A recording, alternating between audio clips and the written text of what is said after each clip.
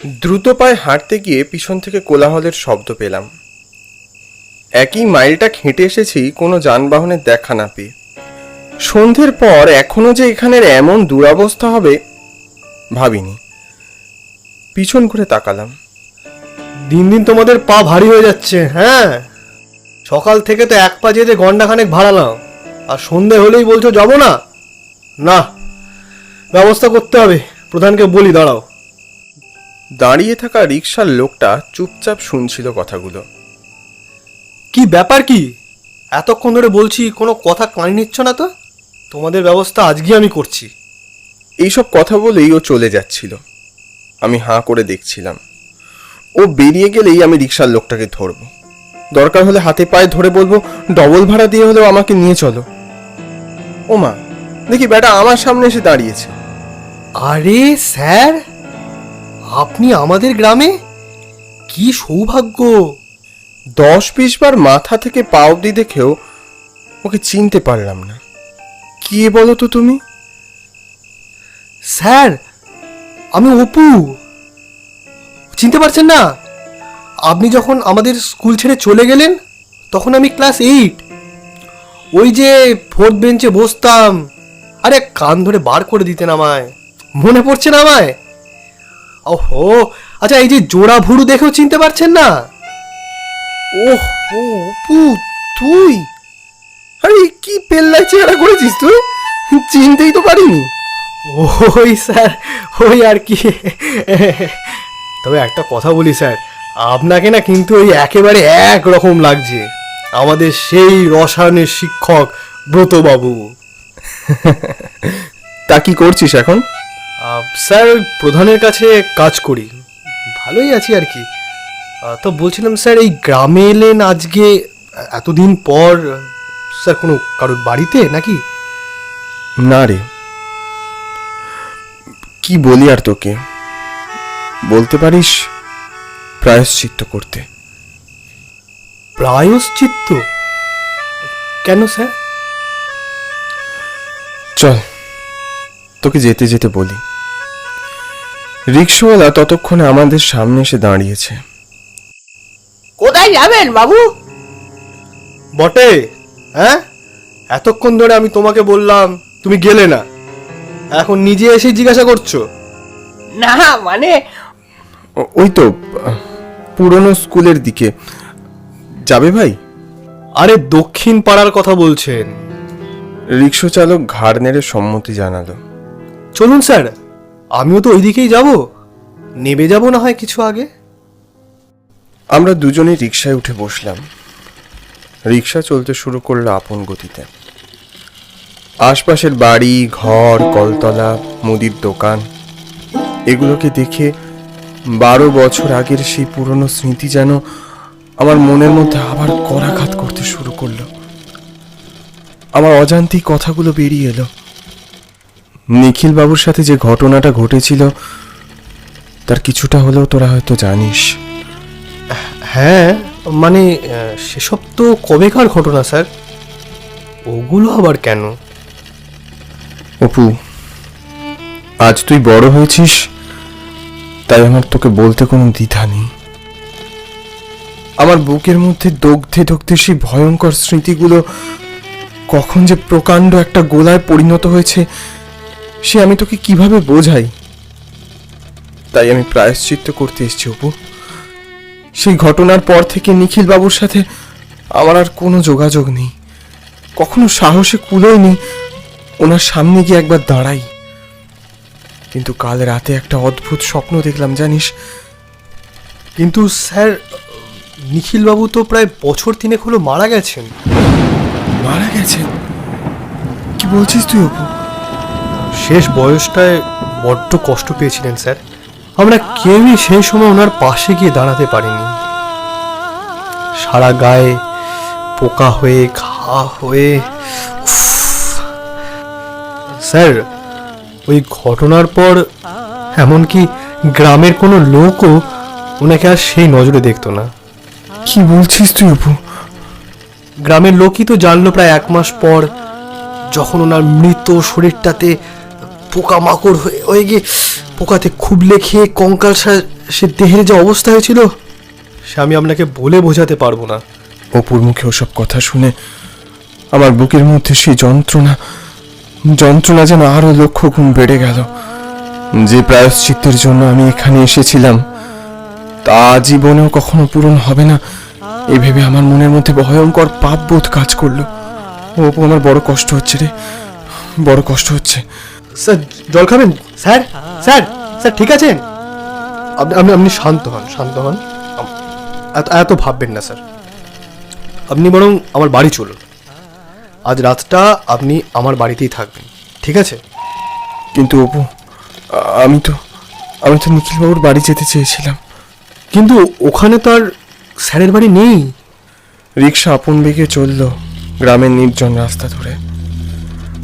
দু একটা ল্যাম্পপোস্টের ফিকে আলো মাঠঘাটের গাঢ় অন্ধকারে চাপা পড়ে যাচ্ছে। দাদা, আপনি ওই সামনেই ওই বাঁদিকে রাস্তাটা ধরুন তো।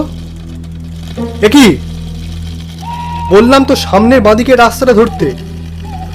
তুমি সোজা যাচ্ছ কেন বলো তো? উনি যখন এত করে যেতে চাইছেন তো সেখানেই একবার নিয়ে যাই। এই এই এই এই এই এই তোমার পাকামোটা থামাও তো, ওই যেখানে বলেছি চুপচাপ সেখানে নামাবে। এরপর রিক্সার গতিবেগ বেড়ে চলল প্রায় কয়েক গুণ। মাঠঘাট নালা পুকুর পেরিয়ে দক্ষিণ পাড়া দিয়ে রিক্সা চলল আরো পশ্চিমে। সেখানে একটা ভাঙা মন্দিরের পাশেই ছিল নিখিল বাবুর বাড়ি। এই রিক্সা, এই আরে থামাও। গাড়ি তো আর থামবে না স্যার, গাড়ি ঠিক জায়গায় পৌঁছে তবেই থামবে। রিক্সাওয়ালার স্বরটা কেমন যেন বদলে গেল, বদলে খুব চেনা একটা স্বর ভেসে এলো। স্যার এ তো প্রভাত কাকুর গলা। আমাদের স্কুলে ঘন্টা বাজাতেন, কিন্তু স্যার এ তো বছর খানেক আগে মারা গেছেন রেলে কাটা পড়ে। স্যার গ্রামের অনেকে বলেছে স্যার যে প্রভাত কাকুকে গ্রামের আনাচে কানাচে এদিক ওদিক দেখা যায়। স্যার আমার মনে হয় এসব প্রভাত কাকুর অতৃপ্ত আত্মার কাজ। স্যার আমার কিন্তু বিষয়টা সুবিধা ঠেকছে না। চলুন আমরা রিক্সা থেকে ঝাঁপ দিয়ে দিই। ঝাঁপ দেবো? না, তোমার নিশ্চয় কোথাও ভুল হচ্ছে অপু। কিচ্ছু ভুল হচ্ছে না স্যার, কিচ্ছু ভুল হচ্ছে না। আমার বাড়ির রাস্তা আমি অনেক আগে পেরিয়ে এসেছি স্যার। ঠিক হচ্ছে না স্যার, ঝাঁপ দিয়ে দিই স্যার। চলুন ঝাঁপ দিয়ে দিই। না, একজন শিক্ষক হয়ে তোমার এসব বুজরুকিতে আমি বিশ্বাস করতে পারি না। আমি ঝাড় দেবো না অপু। তবে আমার কিছু করার নেই স্যার, আমি ওই জায়গায় যেতে চাই না স্যার। গ্রামের লোকে বলে ওই জায়গায় নাকি আজও নিখিল স্যারের প্রেতাত্মা বাস করে। কেউ যায় না স্যার, ওই জায়গা পরিত্যক্ত। আমি আপনাকে বলছি, বাঁচতে চাইলে এখান থেকে ঝাঁপ দিন। না অপু, না, এইসব বোকামো করো না, অ্যাক্সিডেন্ট হবে। আমি বোকামো করছি না স্যার। আমি গেলাম স্যার, আমায় ক্ষমা করবেন। অপুর শরীরটা যেন বাতাসে কি টেনে নিল। আর কোনো সারা শব্দ পেলাম না ওর, শুধু রিক্সার খটখট শব্দ। প্রবল গতিতে রিক্সা চলছে। হঠাৎ করে এই লোকটার মুন্ডটা আমার দিকে ঘুরে গেল। তো অবিকল প্রভাতের মুখ, যে বছর কয়েক আগে নাকি রেলে কাটা পড়েছে। অনেক কষ্ট পেয়ে স্যার মরেছেন, এই তোর জন্য স্যারের এমন অসহায় পরিণতি হলো। স্যার তোকে ক্ষমা করলেও আমি করব না। শুধু প্রতিশোধ নেওয়ার জন্য আমার অতৃপ্ত আত্মা তোর অপেক্ষায় বসেছিল। বারবার মনে পড়লো অপুর বলা কথাগুলো। ওর কথা শোনা উচিত ছিল আমার। অবশেষে সাহস করে ঝাঁপিয়ে পড়লাম। একটা ল্যাম্পপোস্টে ধাক্কা খেয়ে ছিটকে পড়লাম মাটিতে। জায়গাটা বড় চেনা লাগলো। ফাটা কপাল থেকে রক্ত গড়িয়ে হাত ভিজে গেছে ততক্ষণে। সদরের ভিতর থেকে ঘন্টার ঢং ঢং শব্দ। ভাঙা সদরের চৌকাঠ থেকে বেরিয়ে এলো ছিন্ন বিচ্ছিন্ন একটা শরীর। ধর থেকে মাথাটা আলাদা হয়ে শূন্যে ভাসছে। প্রভাত, তুমি? হ্যাঁ আমি। শুধু শুধু আর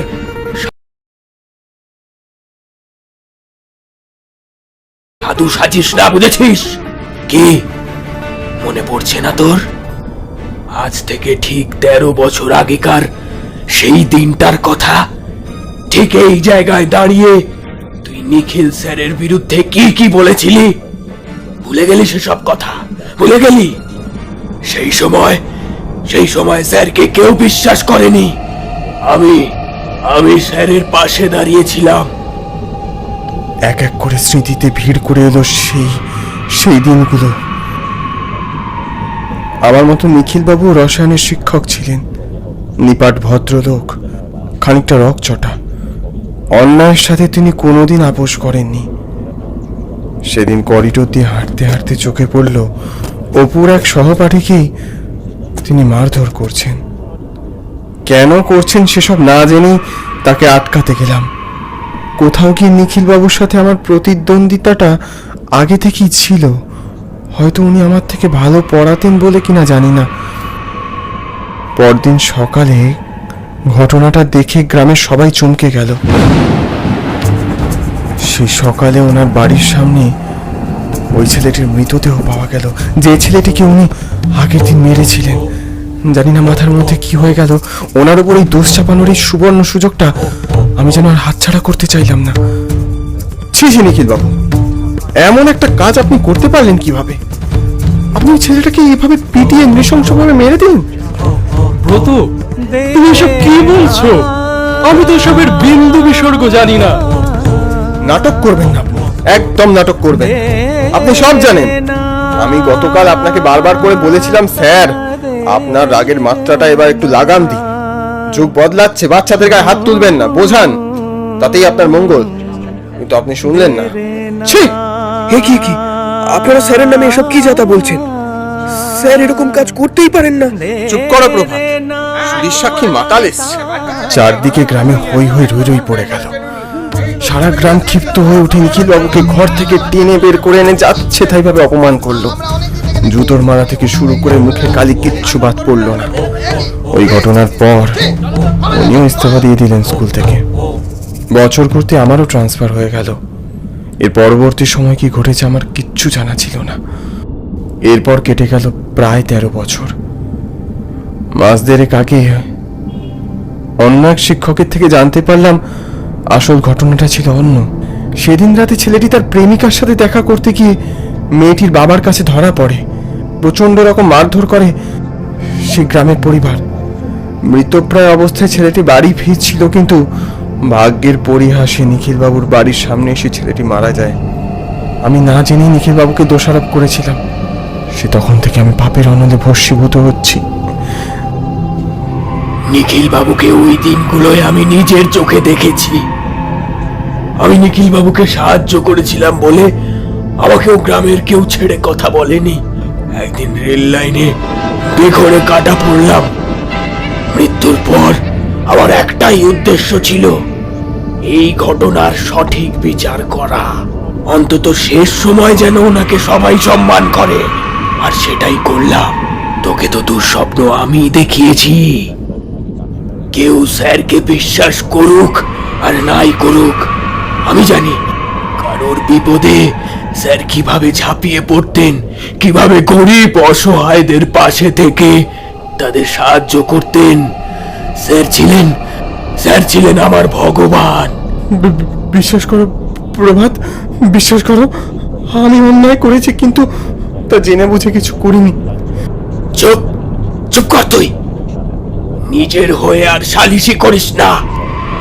তোর মতো অমানুষদের জন্য কোনো ক্ষমা নেই। শাস্তি একমাত্র উপায়। মৃত্যুর জন্য প্রস্তুত হ।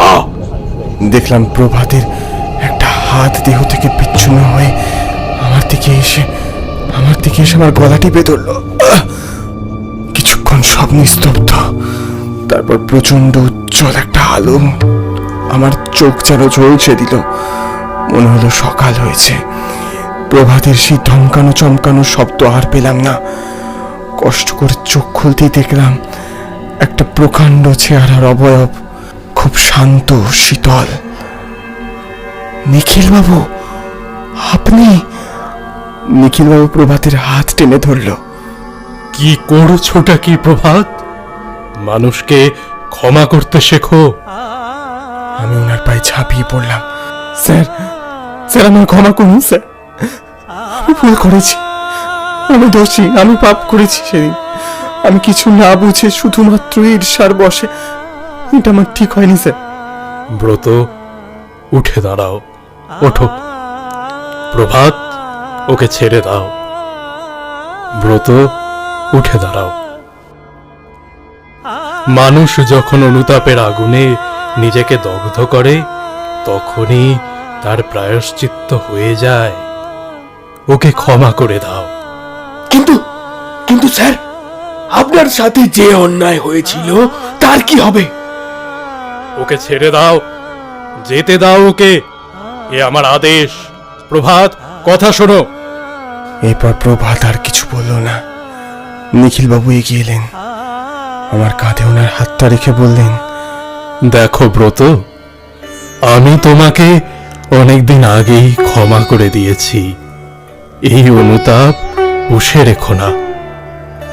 আমার সাথে যা হয়েছে সেটা আমার দুর্ভাগ্য।